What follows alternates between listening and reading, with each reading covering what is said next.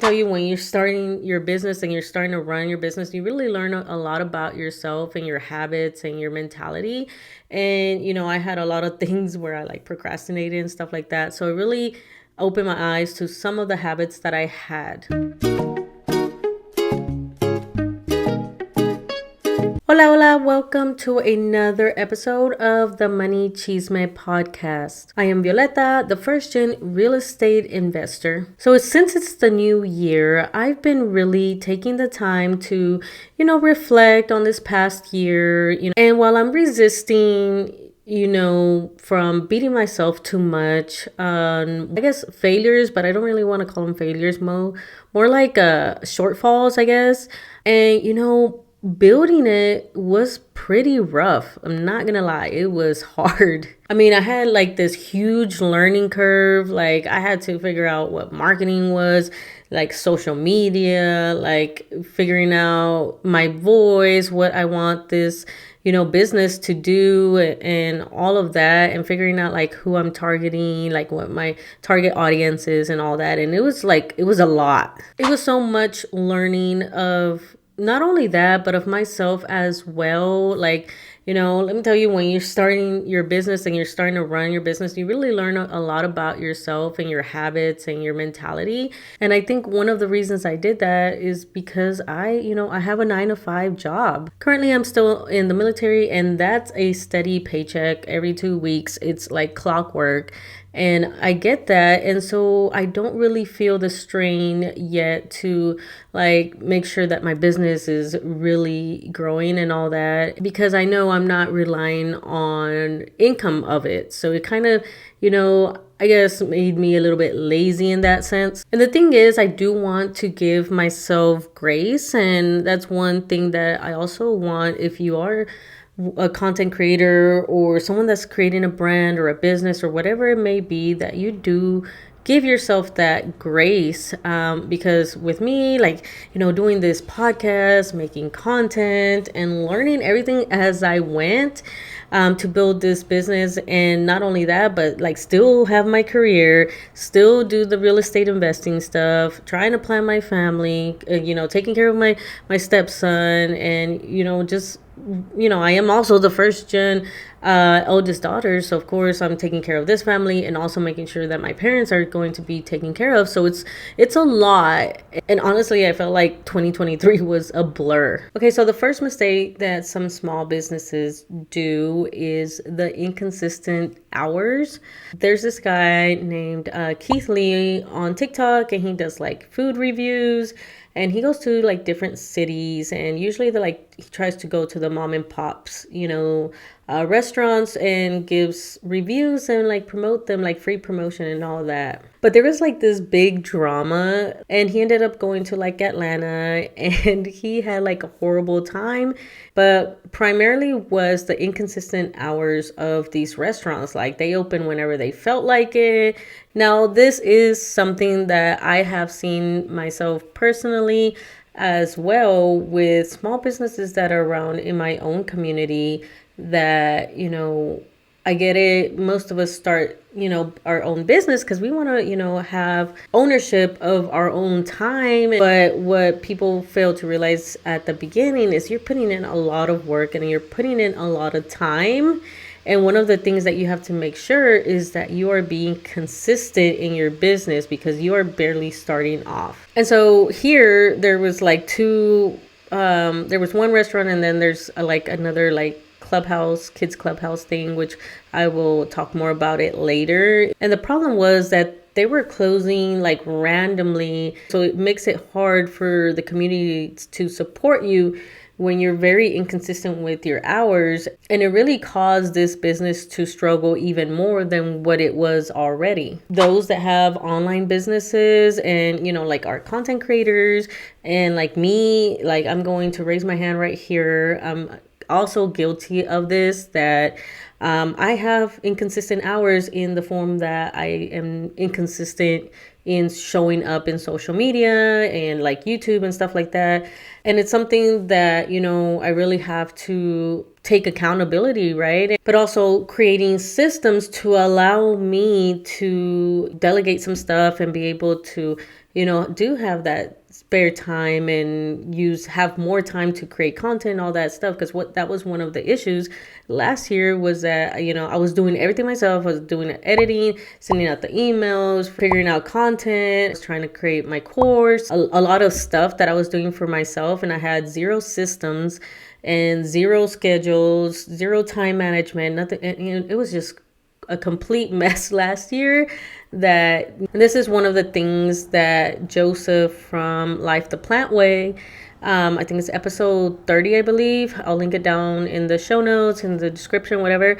And, he goes into the importance of these systems to ensure that you can own your time. All right, so mistake number 2 that I had to learn last year: doing the proper market research and, figuring out, identifying your target audience. Back to the kids clubhouse that I was talking about in mistake number 1, they also failed to do the proper market research. It's a cool idea having a little clubhouse for kids and all that, but here where I am, most of us have teenagers, and this clubhouse caters to like toddlers up to, I think, 9 years old or 11 years old, I believe it was. The hours are from I think it was 9 to 5 or something like that, Monday through Friday, and then Saturdays, Sundays, I think they were open for maybe 5 hours, I believe. Now, the demographics of our population of where I live, it's the kids are around 5% of the population for that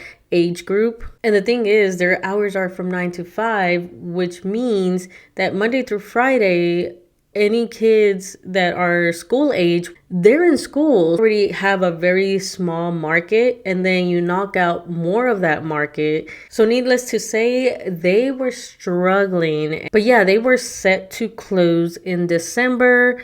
Luckily, the community ended up kind of rallying for them towards the end. And so far, they've been able to just remain open. Right, so my next mistake that I did last year, and I kind of already touched up on it at the beginning, was not delegating. I did everything myself. And I know a lot of small businesses that do this because, this is our business. We want to do this. This is it's very hard, especially for me.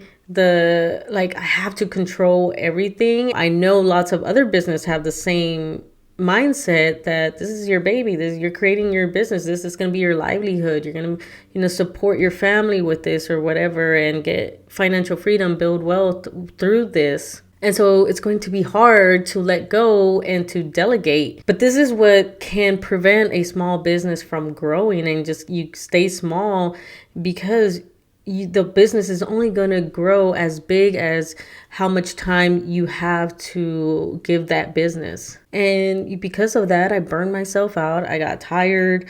I didn't want to do it. Sometimes I just want to relax after work, but no, I have to, record a video or a TikTok or whatever.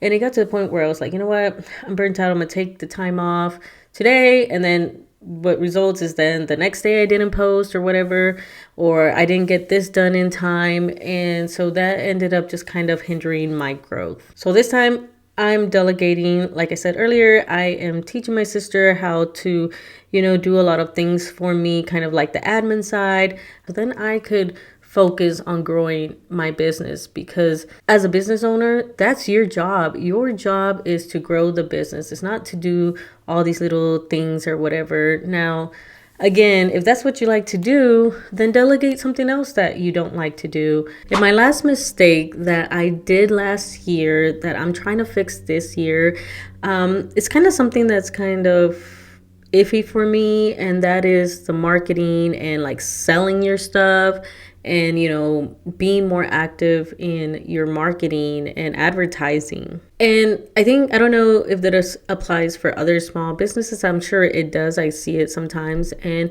I think it's just a mindset of kind of worrying that you're coming off too salesy And I know I had that issue last year. I'm hoping to not do the same thing this year.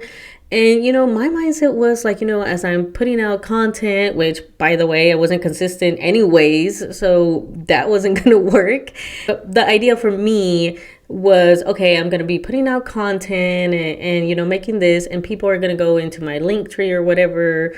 Well, not Linktree because I'm not using Linktree, but they'll go into my links page and, they'll see the products that I have. And if they're interested, they'll go for it, right? The problem is that, a lot of people don't do that. And so you really have to make an effort to also promote the products that you have. And so that's one of the things that I was kind of worried about last year, that I don't want to come off like as salesy, as I'm pushy or whatever, but at the same time, I have to let you know that these products, that my course is available, that this is available, or this freebie is available, and I have to promote and market that. And I know it's something that I have to kind of like work through that mindset to overcome, because it's a balance. You do have to balance, constantly just promoting everything and whatever, but promote it when applicable. If I'm talking about something about real estate investing, then okay, push the course or whatever. But I'm not going to push the course if I'm just talking about, me going out to feed the chickens, kind of like a just a day in my life type deal. I'm not going to be pushing it there. But something that goes along with that is the mistake of not knowing how to market and how to promote your products and stuff like that. And I was guilty of that. Like, I don't know how to market these things. I just think that, I thought that you could just post it and people be like, okay, yeah, I'll buy it, whatever, or I'll take the course, or I'll do this or whatever.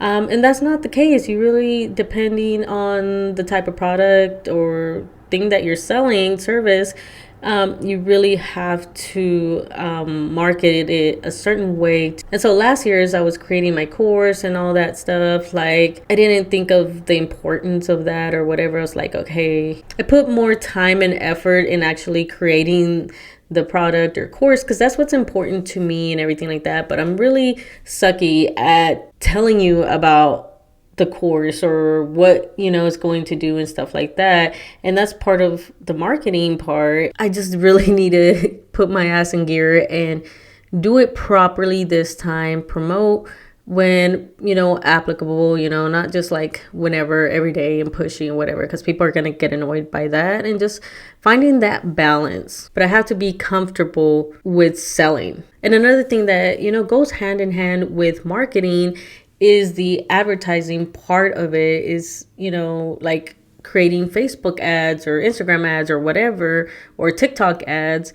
And at first it's kind of do I want to spend the money on there? I could just make a TikTok myself or post on Instagram or whatever, and that's free advertisement. And yes and no, but you also want to put money aside to actually make an ad. This is also a mindset shift for me, because at the end of the day, I know I was taking I went to a workshop for a tax strategy workshop. She was talking about the taxes are going to be taken out, but advertising can be deducted or whatever. And so you might as well use that money for yourself to promote your business and make more revenue or whatever, than just sending it off to Uncle Sam. Because either way, that money is going to be out of your pocket. So you might as well invest it in your business. And so just that mindset shift is okay, so I need to start advertising this year as well. So that will be one goal, is to maybe do one maybe second quarter and maybe one on the last quarter or whatever, and kind of, test out stuff, because I might as well spend the money and promote my business rather than just spending it on taxes.